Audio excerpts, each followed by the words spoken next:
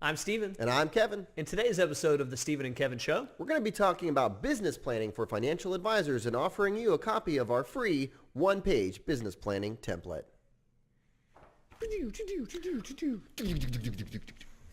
okay. All right. Who needs intro music? We just provide it. Get the bass going. All right.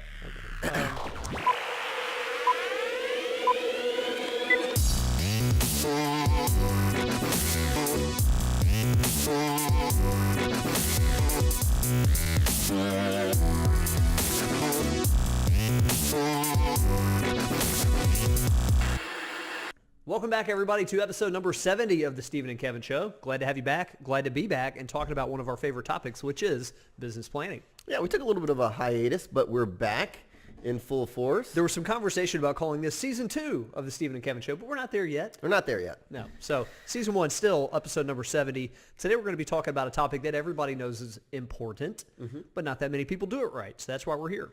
Yeah, and people overcomplicate business planning as well. So again, we're going to offer up a free download. By the way, if you want to get it, before we even jump into it, it is oxley.com/businessplan-download, oxley.com/businessplan-download. Now, before we get into today's topic, just a quick plug here for our social media program, which is growing like wildfire and probably half of the reason that we've taken a little bit of a hiatus. Yeah, absolutely. We've been running wild trying to run financial advisor, Facebook, LinkedIn, Twitter, Instagram accounts. We take the load off of your plate and we're good at it. So we can run campaigns for you. We can post content. We can engage your contacts. It's a great program. Check it out if you want a consultation. We're happy to have it with you. Also, today, if you don't mind, subscribe to the channel. If you're watching this on YouTube, It's like right here. right down there, Like click right that about subscribe button there. for us. Yeah. So without further ado, let's talk business planning, Kevin.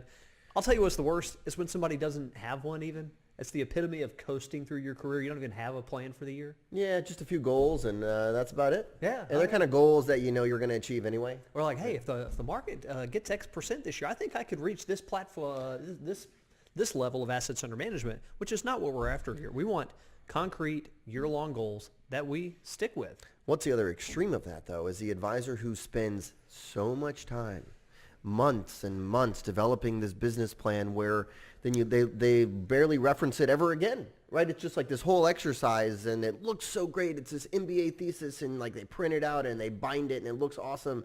And then before they even send it to us, they make us sign a non-disclosure agreement, and you know exactly what I'm talking about. And then I get it, and it's like, oh, this is great, but then we don't do any of it. Oh, exactly right. It comes from people who tend to be in the weeds a little too much. They like the exercise of creating the business plan more than they like implementing what's in there. And it's That's almost right. an avoidance tactic. It's the equivalent of, and I have plenty of coaching clients who've dealt with this, where you have an investor who comes to you and they say, oh, I just want to pay for your plan, right? And then the advisor's like, fine. And then one of my clients has done plenty of plans for them, but then they don't implement it, right? And then it's like, well, and it needs to be current, needs to be updated, it needs to be simple enough that everyone can reference it and make sure it happens. Yeah, so part of what we're after today and doing this in a one-page variety is creating something that's memorable and that you stick with throughout the course of the year. We're just looking at some recent data that we had on 524 financial advisors, and we were doing some comparison between those who were bringing in a good amount of assets and those who weren't. So by that we said, let's set the bar at 10 million in new assets over the previous year. So those who brought in 10 or more million in assets last year were 42% more likely to track their progress towards their business plan goals throughout the year. Yeah, that's a big powerful difference, right? Right. So we're going to offer up our one-page business planning template. We're going to get into the details of it and show you how to fill it out today. It's pretty simple, right? But there's brilliance in simplicity. It's sometimes harder to narrow everything down to get it really concise than it is to just kind of, put everything, that you can think of under the sun in a plan. So Yeah, and we go through this same exercise ourselves here. And the easiest thing for us to do is sit down in a rambling meeting where all of us put our heads together and we come up with infinite ways to improve our business in the next year. And when you're done with it, yeah, you've got a great list, but it is not actionable. Right. You're like, where do we start on all this? Right. Yeah. So here's we go today on the first section of this. If you have it, if you don't already download it, section number 1 is the 5-year vision. And this is where we want you to be a little bit of a space cadet. We want you to wander in the far reaches of your mind and think about what you want your life to look like 5 years from now. personally and professionally. Yeah, this is an area where I excel, the whole space cadet aspect. I'm kidding. But yeah, you think about it, like, how many new team members will you have in 5 years? What will the practice look like? How will you structure things within your team? Will you be offering the same deliverables, right? What's going to change in 5 years? Personally, what impact will it have on you and your family and the charitable interest you have if you're successful with this 5-year goal plan, right? So let's think through some of that and vision. It gives you a lot of the why. All the stuff that we're going to talk about in the business plan is hard work. It takes hard work to implement it. You need a little bit of the why created, why you're working towards all this. The next section on here is 1-year goals. So 1-year goals is probably going to be something that's a little bit more concrete. It might be assets or revenue or new households or something along those lines. But really think about a goal too, where if you did everything in your power, you have a 50-50 shot of achieving that goal. Like, don't set a goal that's like too easy or too difficult, because that can be demotivating, right? But it should be one that pushes you a little bit. Yeah, it's got to get your attention a little bit if this plan is going to have some meaning. And also the types of goals that you set make a big difference in terms of motivation. We find that too many people set goals around either total revenue or total assets, and that's not tracking all of what's within your control. We'd rather you set goals around new assets added this year from new or existing clients, or new clients added, or new clients lost, setting a small goal for that. But things that are tangible within your control, they're going to have more meaning for you. Next section on here is projects. We feel like we're always working on some sort of project internally, and we know a lot of advisors are too. And we broke it down quarterly, so Q1, Q2, Q3, and Q4.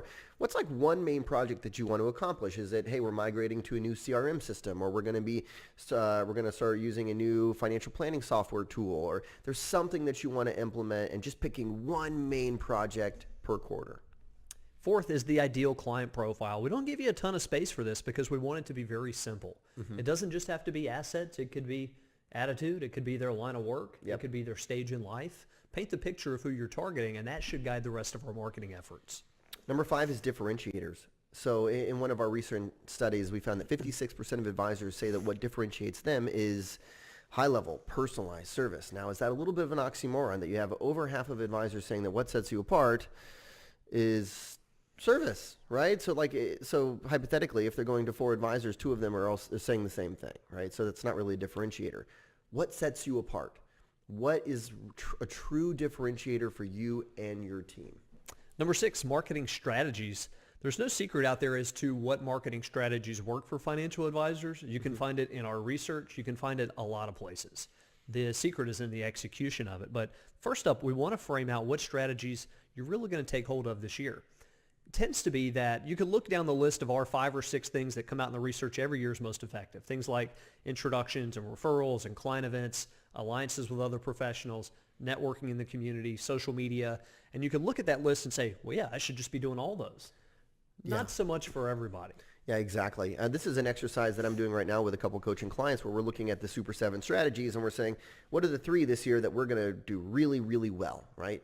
Don't try to do too much. Yeah, I had a conversation this morning around that same topic of you're not going to have a perfectly balanced attack. Yeah. It tends to be when we find somebody who's bringing in 50 million or 150 million in new assets a year, the really big success stories. It's not because they're doing everything in equal amounts. They've narrowed their focus to some things they're really, really good at, and they go all in. How do you go about helping someone narrow that focus? Is it for you, Stephen? I would think initially like target market, right? Like who we're going after. Maybe natural inroads that you might have, right? Like if you know a lot of accountants and you feel like that could be a really viable opportunity for you, then that's a path you might go down.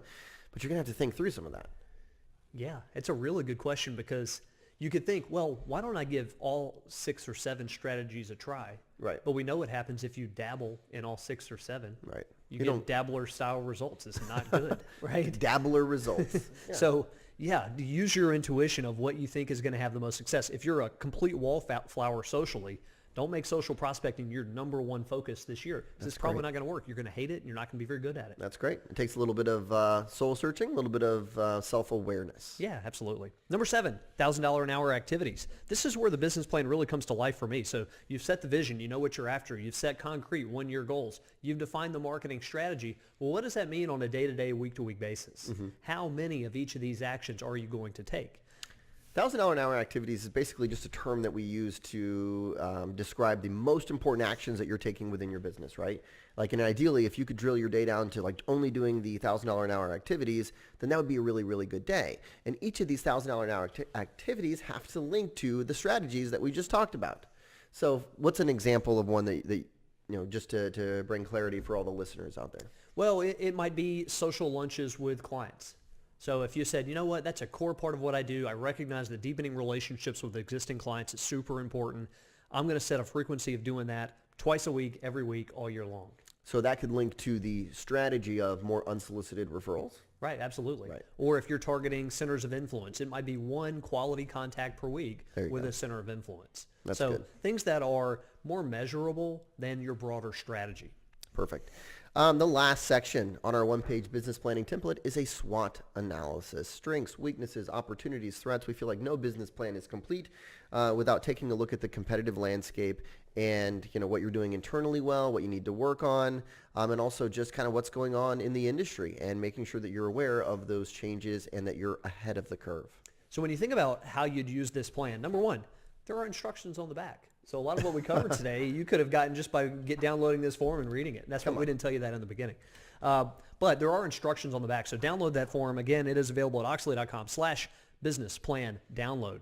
If you've already done a business plan this year, put it to the test and see if, by memory, you can complete this. That's good. So I'll bet you, even if you had a longer business plan, a lot of these fields were already present. 5-year plan, 1-year goals, projects you're going to complete.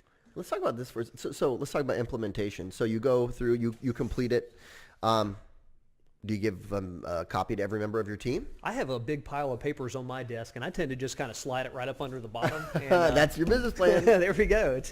You should share it with your team, right? They should all see it. They should all be bought into it. You might even go through the process of completing some of these sections with them. When will you purposefully go back and look at this? I think you should be looking at this. Well, there's certain aspects of it, right? Like the $1,000 an hour activities. You should probably be looking at those in the beginning, daily, and get it down to weekly. Eventually, once you get into the groove, but maybe once a month, minimum once a quarter.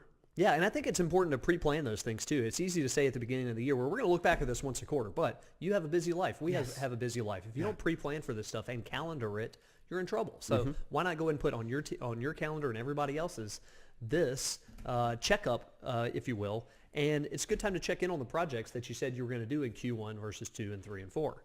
So hope this was helpful, gang. This is a one-page business plan. Again, it's downloadable. You can get access to it. If you haven't already, subscribe to the YouTube channel. It's on the bottom left-hand corner of your screen. Actually, bottom left-hand corner of us, bottom right-hand corner of your screen. Yeah, that's right. And we would very much appreciate it. Thanks all. Thanks, everyone.